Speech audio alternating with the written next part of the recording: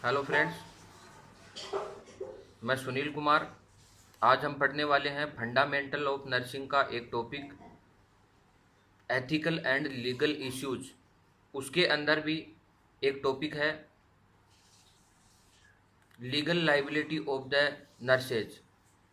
Legal liability क्या होती है, जो कानूनी जिम्मेदारी या उत्तरदायित्व क्या बनता है। उसके अंदर कुछ पॉइंट हैं, इस टॉपिक के अंदर कुछ पॉइंट हैं, उसकी हम चर्चा करेंगे। तो जो पॉइंट हैं वो, सबसे पहला पॉइंट मैं बात करूं लॉ की। Second point types of law. Third point negligence and mall practice. Fourth point omission and act of commission. Fifth point की बात करें तो लाइबिलिटी इंश्योरेंस, जो कि एक नर्सिंग ऑफिसर की होती है, उसके बचाव में होती है। और जो नेक्स्ट पॉइंट वो पढ़ेंगे गुड सोमारिटन लॉ, वो भी एक नर्सिंग ऑफिसर के बचाव के अंदर आता है, काम करता है। अब सबसे पहले हम पढ़ेंगे लॉ। एक नर्सिंग ऑफिसर पे किसका कंट्रोल होता है? सिविल लॉ और क्रिमिनल लॉ का कंट्रोल होता है, उसके द्वारा गवर्नड होता है nursing officer. Civil law, criminal law दोनों अलग अलग हैं। सिविल लॉ के अंदर जो रिलेशनशिप होता है वो होता है पर्सन टू पर्सन या फिर पर्सन और किसी कंपनी के बीच में, जैसे एक नर्सिंग ऑफिसर और एक हॉस्पिटल के बीच में जो रिलेशनशिप होता है, उसके अपने अपने राइट्स होते हैं, अपना अपना अधिकार होता है। यदि उसका वियोलेशन होता है तो वो टोर्ट के अंदर आता है। बात इसके अंदर, यदि कोई भी डैमेज करता है, एक पर्सन दूसरे पर्सन को, उसके अधिकारों को नुकसान पहुंचाता है, इंजरी पहुंचाता है या उसको डैमेज पहुंचाता है, उस कंडीशन में जितना उसका प्रॉपर्टी का नुकसान हुआ है या उसका जितना भी एक मान सम्मान का डैमेज हुआ है, वो कंपेंसेट करना होता है दूसरी पार्टी के द्वारा। तो इसमें फाइन लगता है, किसी प्रकार की सजा का प्रावधान नहीं है। एक दूसरी तरफ क्रिमिनल लॉ। क्रिमिनल लॉ के अंदर क्या होता है कि पनिशमेंट का प्रावधान है। यहाँ कोई भी पर्सन यदि कोई इस तरीके की एक्ट करे, इस तरीका का कोई काम करे जिसका डायरेक्ट जो इफेक्ट है वो सोसाइटी पे पड़ता है, और इसके अंदर जो रिलेशनशिप होता है वो गवर्नमेंट और पर्सन्स के बीच में होता है। यदि गवर्नमेंट के रूल्स को वियोलेट करेगा या उसका ब्रीच ऑफ गवर्नमेंट रूल्स होगा, उल्लंघन होगा नियमों का, तो उसके अंदर डायरेक्ट पनिशमेंट का प्रावधान है। अब वो पनिशमेंट 1 साल से कम भी हो सकता है और 1 साल से ज़्यादा भी हो सकता है।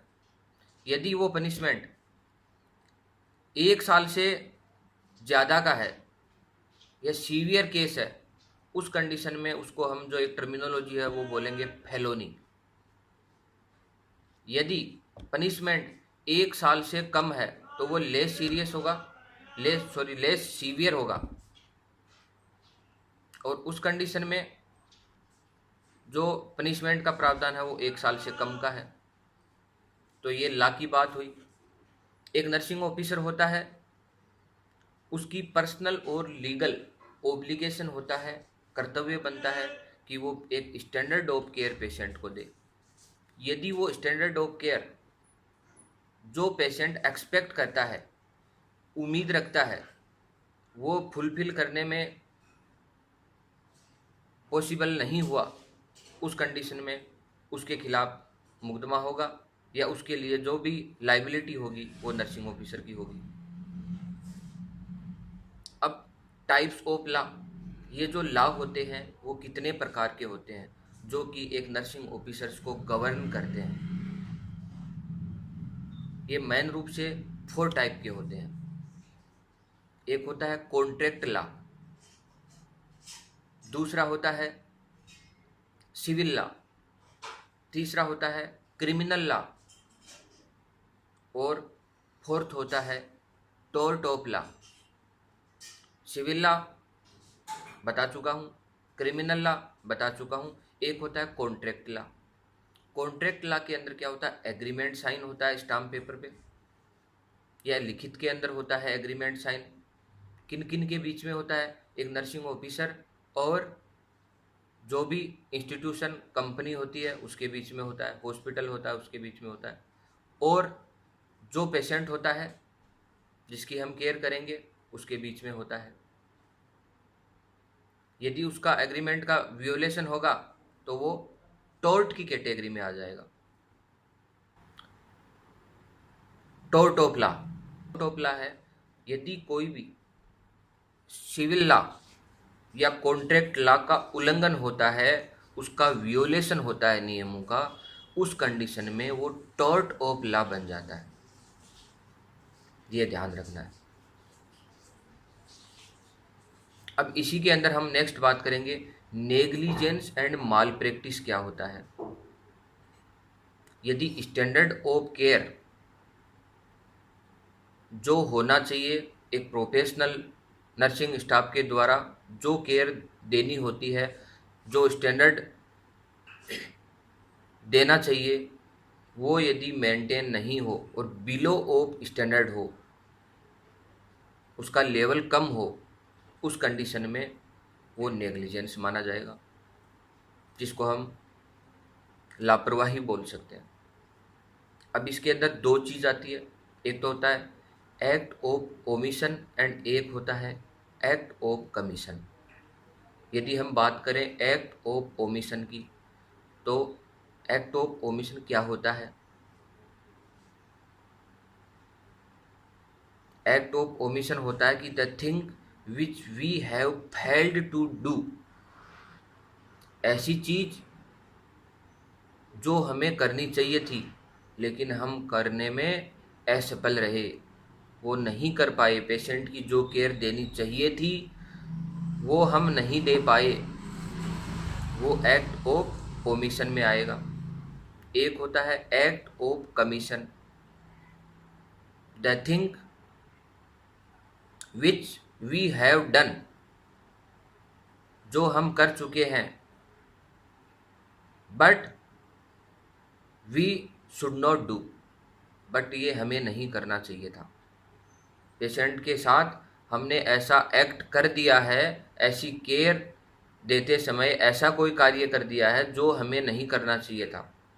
यदि मैं इसका एग्जाम्पल दूं तो ऑपरेशन, जब पेशेंट का एब्डोमेन ओपन किया जाता है पेशेंट का, तो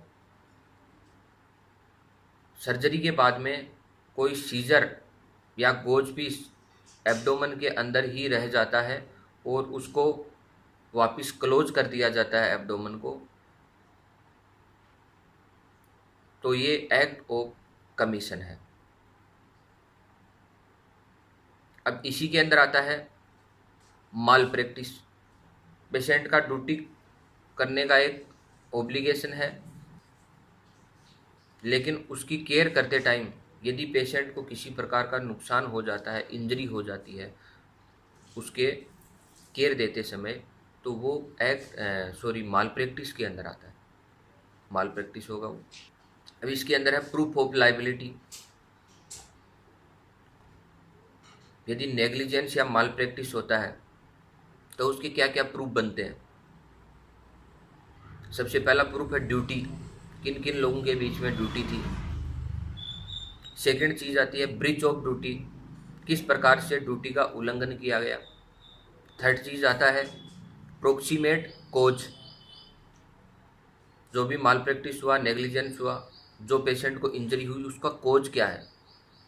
और नेक्स्ट आता है डैमेज और इंजरी, इंजरी क्या हुई है, कितनी हुई है इंजरी, ये प्रूफ ऑफ लाइबिलिटी है। एग्जाम्पल्स ऑफ नेग्लिजेंस एक्ट, लापरवाही पूर्ण कार्य करने के जो एग्जाम्पल्स हैं वो कौन कौन से हैं। फर्स्ट एग्जाम्पल की बात करें तो मेडिकेशन एरर्स, मेडिसिन देते समय किसी प्रकार की गलती होना। आईवी एडमिनिस्ट्रेशन एरर, जो आईवी फ्लो रेट है उसको मेंटेन नहीं कर पाना। थर्ड की बात करें पेशेंट का बेड से नीचे गिर जाना। नेक्स्ट की बात करें स्टेराइल टेक्निक यूज में नहीं लेना। नेक्स्ट की बात करें तो जो भी इक्विपमेंट होते हैं वो प्रॉपर फंक्शनिंग कर रहे हैं या नहीं कर रहे हैं, उसको चेक करने में फेल्योर हो जाना। कोई बर्न का पेशेंट है और उसको बाथिंग देनी है, उस टाइम जो भी हम पानी यूज में ले रहे हैं उसका टेम्परेचर चेक करने में फेल होना। पेशेंट की जो एक्चुअल कंडीशन क्या है उसको रिपोर्ट करने में फेल्योर हो जाना हेल्थ केयर प्रोवाइडर को, और जो नेक्स्ट नर्सिंग स्टाफ आएगा उसको रिपोर्ट करने में फेल्योर हो जाना। ये सब नेग्लिजेंस एक्ट के एग्जाम्पल हैं। अब हम नेक्स्ट पॉइंट बात करते हैं लाइबिलिटी इंश्योरेंस। तो एक नर्सिंग ऑफिसर होता है, उसको खुद की ओवन लाइबिलिटी की नीड होती है, ताकि वो किसी प्रकार का यदि माल प्रैक्टिस या नेग्लिजेंस का मुकदमा यदि उस पर लगता है, लाशूट होता है, उस कंडीशन में जो डिफेंडेंट के रूप में कार्य करता है वो इंश्योरेंस कंपनी करती है। अब इसी के अंदर है गुड सोमरिटन लॉ। गुड सोमरिटन लॉ के अंदर क्या होता है कि हेल्थ केयर पर्सनल जो होते हैं, जो हेल्थ केयर में काम करने वाले होते हैं, उन लोगों की एक उनको एनकवरेज किया जाता है इस लॉ के द्वारा कि वो एक इमरजेंसी सिचुएशन के अंदर पेशेंट को असिस्ट कर सकें, उसके साथ डील कर सकें। और जो लाइबिलिटी बनती है नेग्लिजेंस या माल प्रैक्टिस की, उसकी भी जो लिमिटेशन होती है बढ़ जाती है। और जो भी पर्सन्स इसके अंदर सपोर्ट करते हैं पेशेंट को, उनकी एक जो लीगल इम्यूनिटी है वो ये जो लॉ है वो प्रोवाइड करता है। Thank you for watching this video.